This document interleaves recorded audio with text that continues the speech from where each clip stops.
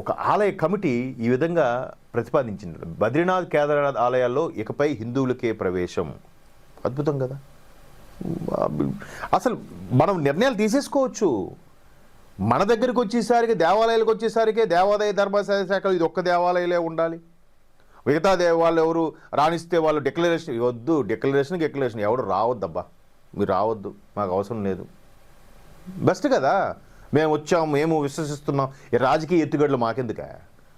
రాజకీయాల కోసం, ఓట్ల కోసం మీరు ఎందుకు రావాలి? ఒకళ్ళు ఇద్దరు దంపతులుగా పట్టు వస్త్రాలు సమర్పించకుండా సింగిల్గా ఎందుకు రావాలి? మన దగ్గర ప్రతి క్రతువు కూడా దంపతులుగా చేస్తేనే అది వర్ధిల్లుతుందని చెప్పి నమ్మకం ఉంటుంది. గత ప్రభుత్వంలో ఆంధ్రప్రదేశ్లో ఒక జగన్మోహన్ రెడ్డి గారు ఒక్కరే వెళ్ళి వచ్చేవారు, శ్రీమతి సమేతంగా వెళ్ళిన సందర్భాలు లేవు. ఎందుకు? మా అవసరం లేదు, రావద్దు, డిక్లరేషన్లో రాయొద్దు.